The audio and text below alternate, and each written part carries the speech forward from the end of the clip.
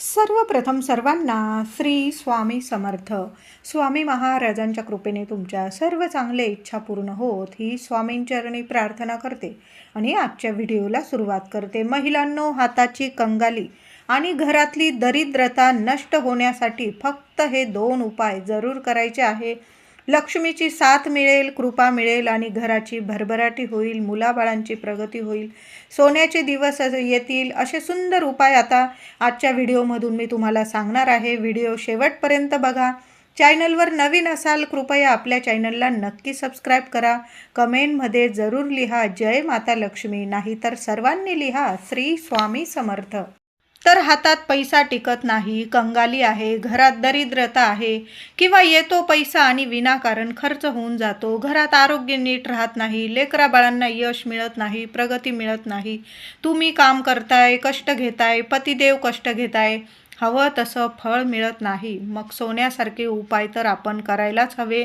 आणि जास्त करून आपण महिलांनी आपल्या घरासाठी, लेकराबाळांसाठी, आपल्या कुटुंबासाठी, सुख संसारासाठी उपाय आपण करतच असतो.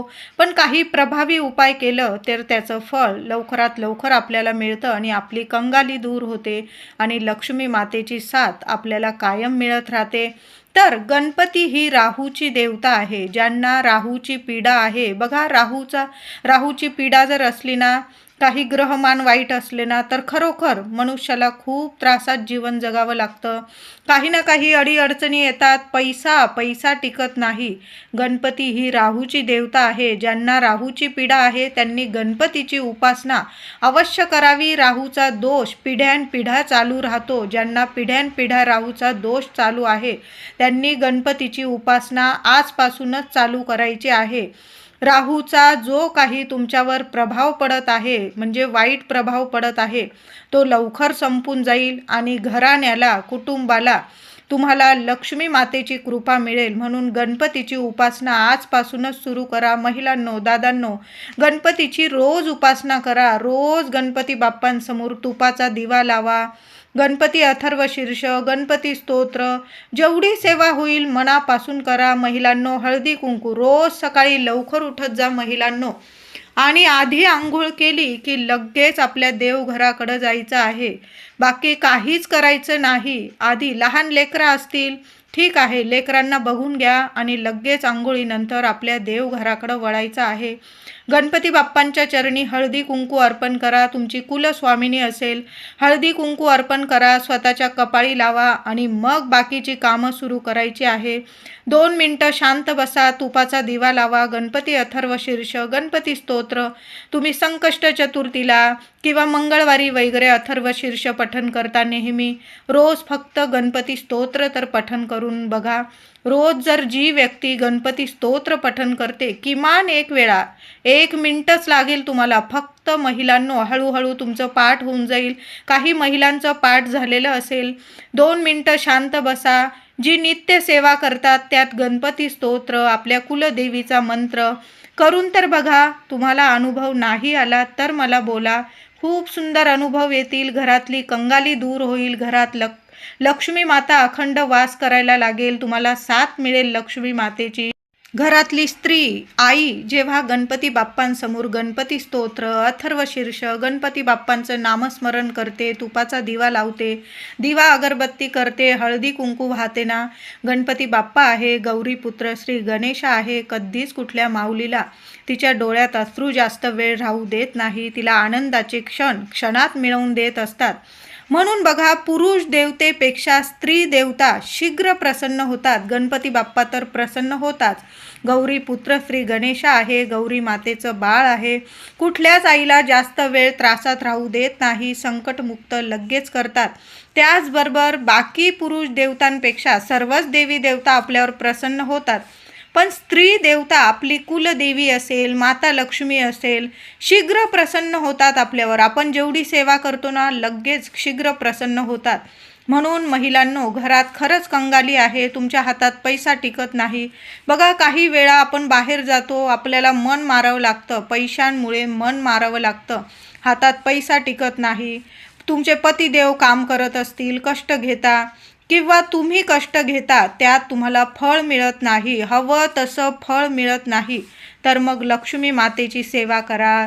दर मंगळवार शुक्रवार आपल्या कुलस्वामिनीची सेवा करा. तुमचं कुलदैवत जिथं असेल तिथं एकदा दर्शनाला जाऊन या. सहकुटुंब सहपरिवार आपण जेव्हा आपल्या देवीचं कुलदेवीचं दर्शन घेतो, तिचा मानपान करतो, तिला नैवेद्य दाखवतो, तिची पूर्ण ओटी भरतो ना, आई आपल्या पदरात इतकं सुख सौभाग्य देते ना की कशालाच कमी कधी पडत नाही. आता जास्त लांब असेल ज्यांचं कुलदैवत, नाही जाणं होत, लहान लेकरं असतात, खरंच नाही होत ज्यांचं जाणं, तर महिलांनो काय करायचं आहे, दर मंगळवारी आपल्या कुलदेवीची सेवा तर आपण करायची. तुमची अंबाबाई असेल, शुक्रवारी सेवा करा, मंगळवारी सेवा करा, दोन्ही दिवस सेवा करा. तसं तर रोजच आंघोळीनंतर आधी देवी आईच्या चरणी गणपती बाप्पाला, देवी आईला हळदी कुंकू व्हावं, कपाळी लावावं आणि मगच कामाला सुरुवात करावी आपल्या. त्याचबरोबर आपल्या कुलदेवीचं दर्शनसुद्धा तेवढंच महत्त्वाचं असतं. आणि जेव्हा नवरात्र येतात, चैत्र नवरात्र असेल किंवा आश्विन नवरात्र, तेव्हा देवी आईच्या ओटीचे पैसे आठवणीने आपल्या देवघरात एक पर्स बनवा, पॉकेट बनवा, एखादा डबा, त्यात आठवणीने 101 रुपये टाका, 51 टाका. तिचं नामस्मरण करा देवी आईचं, तिला बोलून घ्या, हे माऊली आमचं जेव्हा येणं होईल ह्याच पैशांनी मी तुझी ओटी भरेल, यात भर टाकेल पैशांमध्ये आणि तुझी संपूर्ण ओटी खरेदी करेल, तुझा मानपान करेल. आणि ते पैसे आठवणीने देवी आईच्या ओटीचे तिच्या समोर ठेवायचे आणि दुसऱ्या दिवशी ते ओटीचे पैसे एखाद्या पर्समध्ये देवघरातच ठेवा. आणि जेव्हा तुम्ही जाल ना तिथं दर्शनाला, ते पैसे आठवणीने घेऊन जा, त्यात भर टाका आणि तिथं देवी आईचा मानपान करा, ओटी भरा, नैवेद्य दाखवा त्या पैशांनी. बघा तुमच्या सुख संसारात इतकी भरभराट होईल की कधीच कशाला माऊली कमी पडू देणार नाही. तिचं कृपाछत्र आपल्याला कायम मिळत राहतं. कधीच ती आपल्याला संकटात राहू देत नाही. म्हणून देवी आईची ही सुद्धा महिलांनो नक्की सेवा करा. आपल्या घरात देवघरात मंगल कलशाची स्थापना असायलाच हवी. नसेल तर आजच मंगल कलश भरा. जे काही दुःख दारिद्र्य असेल त्यात ती नारळावर घेईल. एखाद्या वेळेस तडा गेला नारळाला, समजून जा तुमच्यावरचं दुःख दारिद्र्य जे संकट होतं ते देवी आईने स्वतःवर घेतलेलं आहे. म्हणून एक मंगल कलश आपल्या देवघरात असणं खूप खूप महत्त्वाचं आहे महिलांनो. त्याचबरोबर घरात सुख शांती नांदावी, लक्ष्मी मातेची कृपा व्हावी, यासाठी सर्व मंगल मांगल्ये शिवे सर्वार्थ साधिके शरण्ये त्र्यंबके गौरी नारायणी नमोस्तुते या श्लोकाचा जप स्त्रियांनी रोज 6 दिवस करायचा आहे. महिलांनो 6 दिवस करून तर बघा, तुम्ही नेहमी दररोज करायला लागाल.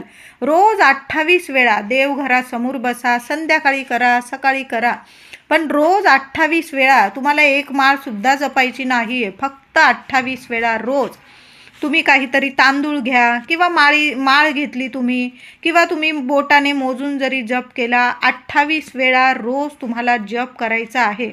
किंवा एखाद्या ताटलीत 28 अख्खे तांदूळ घ्या आणि एक तांदूळ हातात घ्यायचं. पुन्हा सर्व मंगल मांगल्ये शिवे सर्वार्थ साधिके शरण्ये त्र्यंबके गौरी नारायणी नमोस्तुते. रोज हा श्लोक जप तुम्हाला 28 वेळा करायचा आहे. आणि 7व्या दिवशी एक लहानशी कुमारिका असेल, तुमच्या घरातली तुमची मुलगी जरी असेल ना, तिला काहीतरी गोड दूध प्यायला द्या. खिरीचा नैवेद्य आधी महालक्ष्मीला दाखवा देवघरात आणि नंतर त्या कुमारिकेला तुम्ही दुधाचा नैवेद्य, खिरीचा नैवेद्य किंवा तुम्ही सादर संगीत जेवण तिला करायला दिलं तरीही चालेल. तिला हळदी कुंकू लावा, तिच्याकडून स्वतःला सुद्धा हळदी कुंकू लावून घ्या. खूप सुंदर अनुभव येतील. तिला काहीतरी भेटवस्तू द्यायची असेल, तुम्हाला वाटत असेल तिला कपडा लत्ता काहीतरी द्यावं, तर तुमची मर्जी. फक्त हळदी कुंकू जरी लावलं आणि तिला गोड नैवेद्य खायला दिला ना प्रसाद स्वरूप, आणि तिच्याकडून तुम्हाला स्वतःला हळदी कुंकू लावून घ्या, तुमच्या सुख सौभाग्यात इतकी भर होईल. महिलांनो 28 वेळा फक्त 6 दिवस या श्लोकाचा जप करून तर बघा. आणि 7व्या दिवशी तुमच्या घरातलीच किंवा आजूबाजूची एखादी कुमारिका, तिला गोडधोड खायला द्या, तिला नमस्कार करा. अनुभव तुम्ही मला लगेच सांगाल.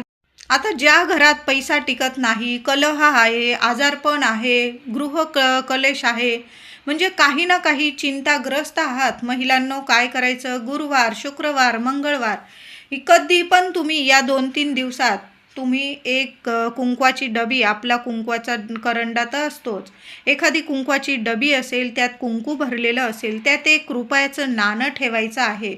नाणं ठेवताना असंच ठेवायचं नाही, उजव्या हातात ते नाणं घ्यायचं आहे. तुम्हाला 16 वेळा किंवा 8 वेळा तुम्हाला महालक्ष्मी अष्टकाचा पाठ बोलायचा आहे. संध्याकाळी सेवा केली तरीही चालेल. तुपाचा दिवा लावा, मार्गशीर्ष महिना सुरू आहे. तुपाचा दिवा लावा, देवी आई समोर बसा, आसन घेऊन बसायचं. कुठलीही सेवा करताना आसन शिवाय करू नका, नाहीतर सेवा व्यर्थ आहे. सेवा करताना चांगलं स्वच्छ आसन घेऊन बसायचं आहे. देवी आई समोर धूप दीप लावून घ्यायचा, शांत चित्ताने बसायचं आहे. कुठलाच विचार नाही, कुणाची निंदा नालस्ती नाही.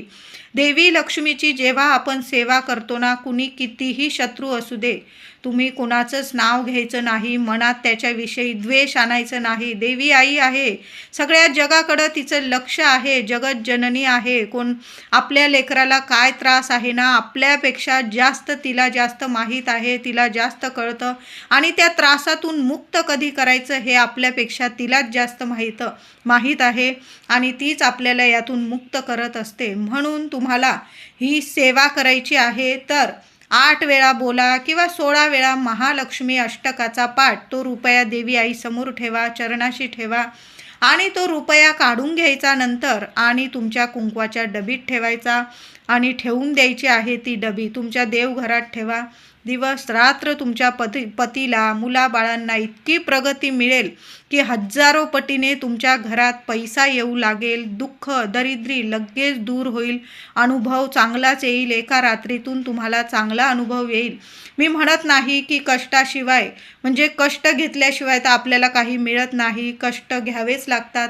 पण कष्टाला फळ हवं असेल, देवी लक्ष्मीची साथ हवी असेल तर ही सेवा, हा उपायसुद्धा करून बघा महिलांनो. कधी पण करा, मंगळवार, शुक्रवार, गुरुवार संध्याकाळी उपाय करा. सकाळी जमलं सकाळी करा.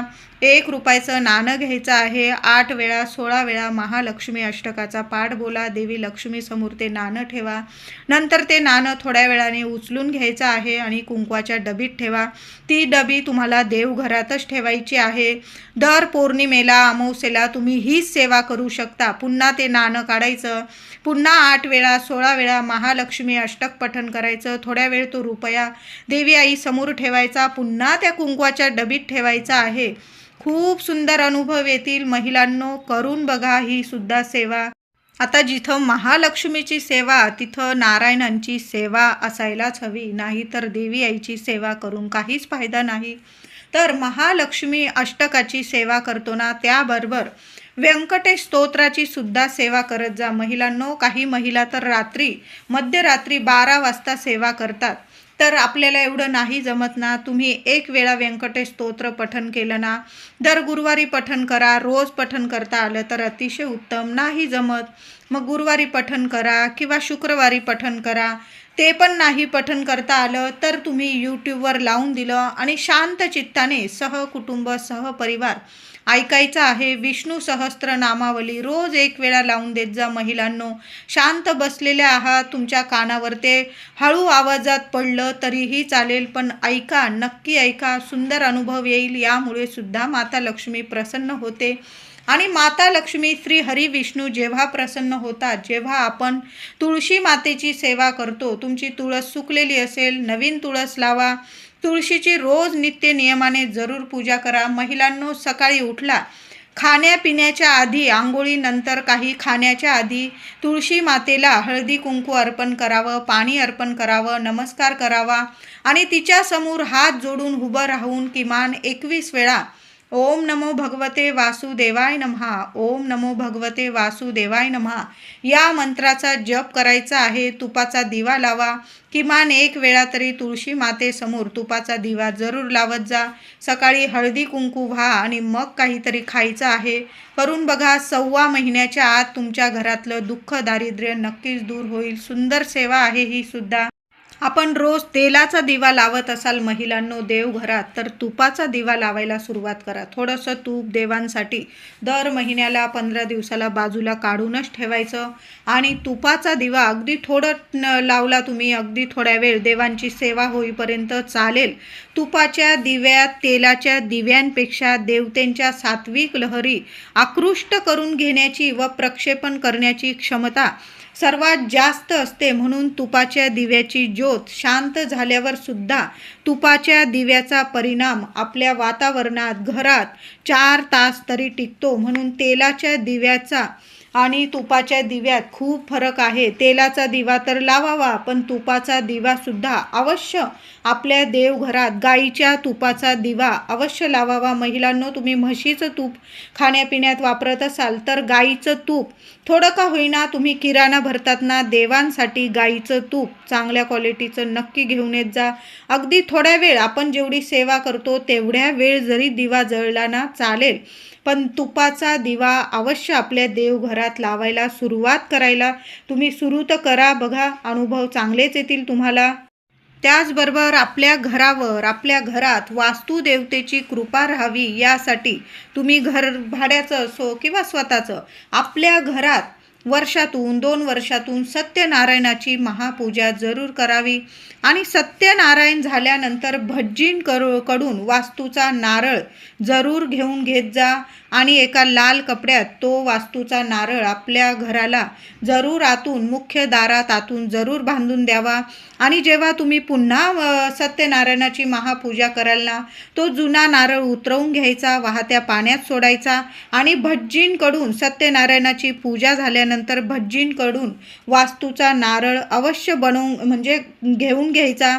भटजी देतील तुम्हाला मंत्र वगैरे जपून. भटजी आपल्याला वास्तूसाठी एक नारळ जरूर देतात, मंत्र वगैरे जपून देतात आणि तो नारळ आपल्या वास्तूला जरूर बांधावा. यामुळे सुद्धा आपल्या घरातलं दुःख, दारिद्र्य, कंगाली दूर होते, नकारात्मकता दूर होते, आपली वास्तू प्रसन्न राहते. जे काही वास्तुदोष असतात, पितृदोष असतात, राहुदोष असतात, संपूर्ण ग्रह निवारण होतात, नष्ट होतात हे सर्व दोष आणि आपल्या घराला एक रक्षण कवच प्राप्त होतं.